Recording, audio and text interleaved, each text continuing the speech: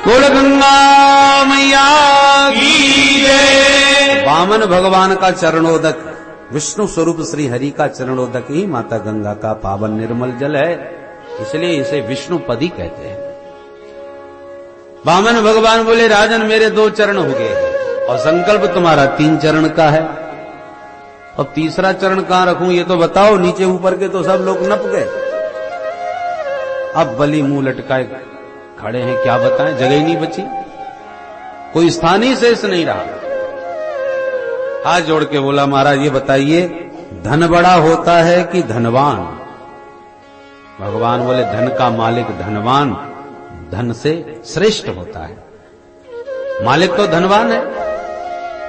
बोले महाराज तो आपने 2 चरणों में मेरा धन ही धन नापा है, मैं धनवान तो अभी अलग खड़ा हूं। तो 2 चरणों में धन ले लिया, अब तीसरा चरण मेरे माथे पर रख करके मुझे धनवान को भी स्वीकार कर लीजिए। पदम तृतीयम पुरुषेष्ण में निजम।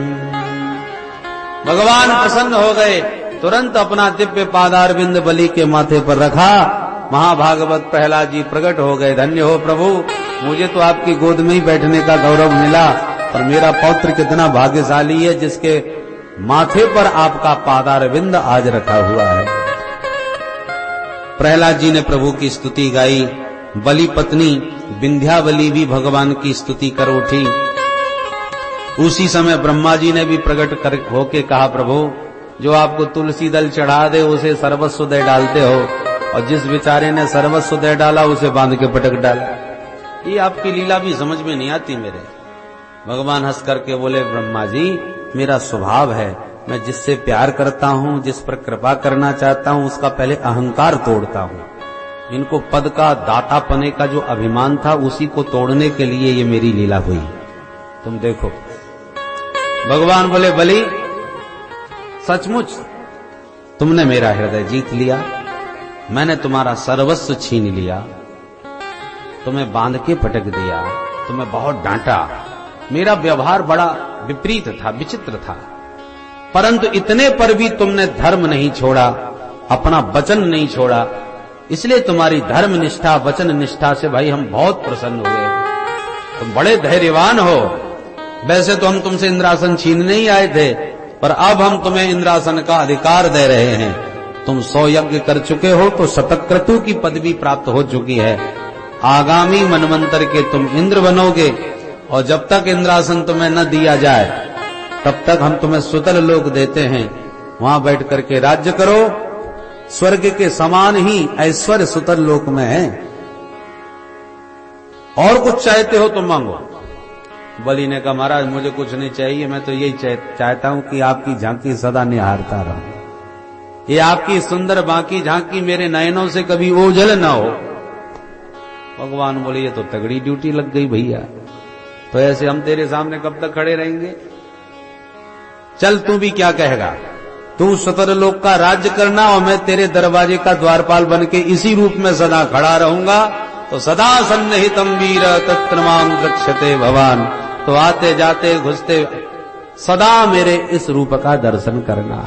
बोल भक्तवत्सल भगवान की जय। ये वचन सुन के तो प्रहलाद जी तो नाच उठे, धन्य हो प्रभु, कैसी अद्भुत कृपा भैया ये आपकी।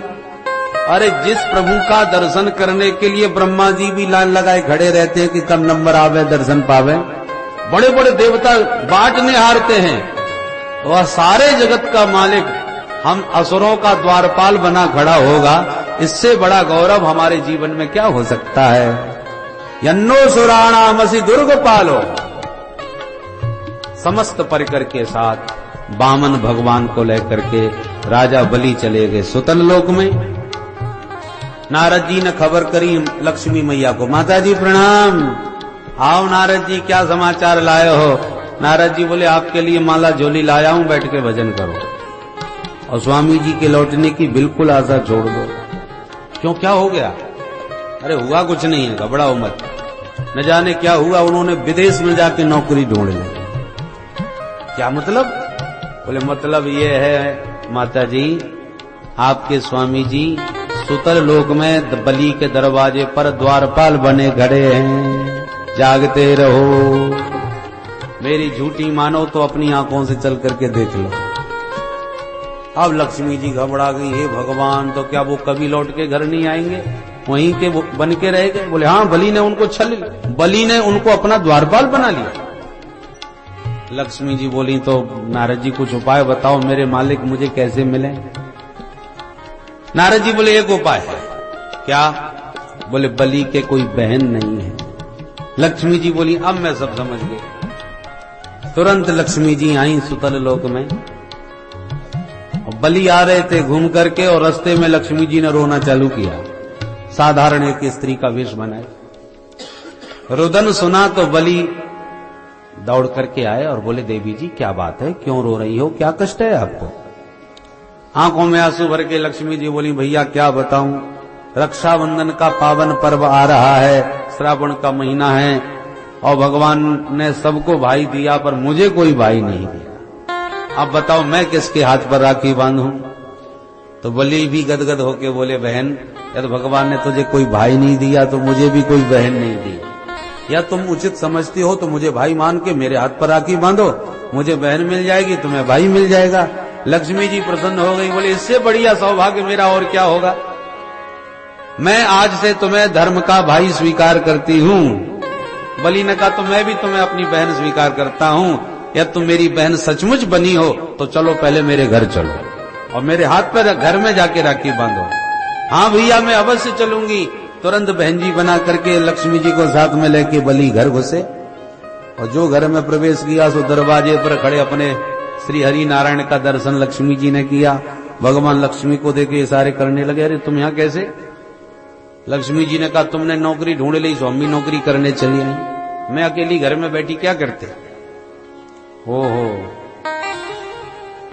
भीतर प्रविष्ट हुई, सुंदर पावन पर्व रक्षाबंधन का आया। बलि के हाथ में बड़े प्यार से लक्ष्मी जी ने राखी बांध दी। बलि बड़ा गदगद हो गया, बहन पहली बार इस कलाई पर राखी बंध रही है, आज मेरा मन बहुत प्रसन्न है, तू आज जो चाहे मेरे से मांग। लक्ष्मी जी ने कहा, भैया भगवान का दिया सब कुछ है, एक भाई की कमी थी आज वो भी मिल गया, अब मुझे कुछ नहीं चाहिए। बलि ने कहा, नहीं बहन ऐसे काम नहीं चलेगा, राखी बांधी है मांगना ही पड़ेगा, देखो संकोच त्यागो, जो मन में हो सो मांगो। लक्ष्मी जी ने कहा, भैया आप देना ही चाहते हो तो पहले हाथ में जल लो, मैं संकल्प करूंगी।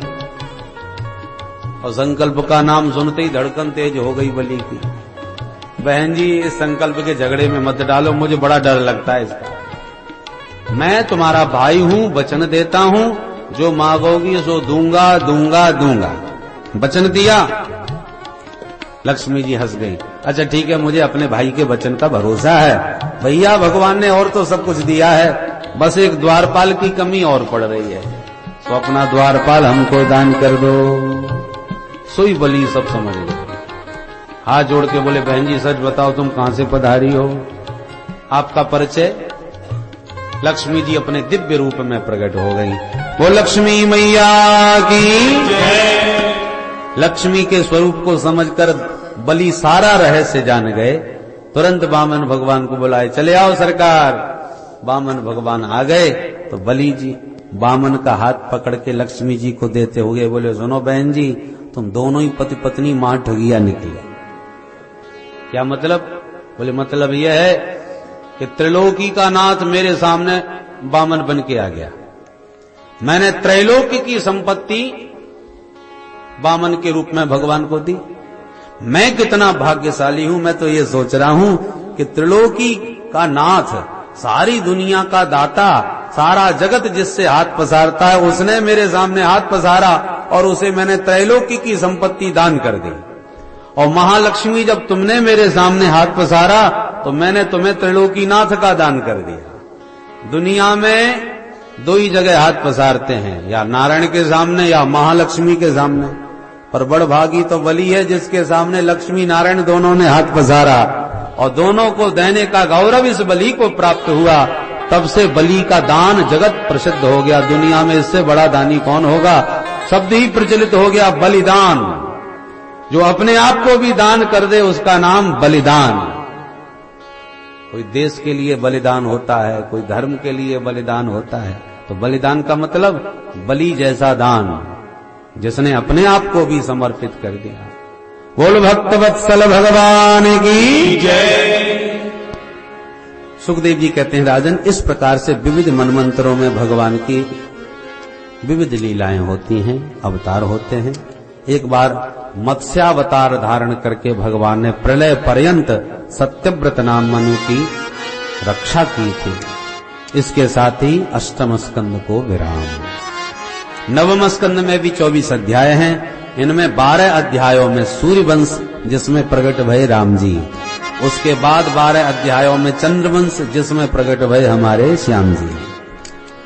तो पहले राम जी की चर्चा कर लें, बाद में श्याम जी की करेंगे, क्योंकि राम चरित्र परम पवित्र है और कृष्ण चरित्र महाविचित्र।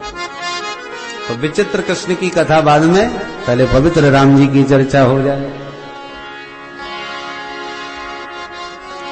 सूर्यवंश में राम जी, अयोध्या में प्रभु राम जी का प्राकट्य होता है, इसलिए आइए पहले अयोध्या चले, अयोध्या की झांकी का दर्शन करें। अवधपुरी कैसी है, उस पावनपुरी का दर्शन करने के बाद ही राम जी के वंश की चर्चा करेंगे। अरे सीताराम जी की प्यारी रजधानी लागे, ओ रजधानी लागे, मोहे मीठो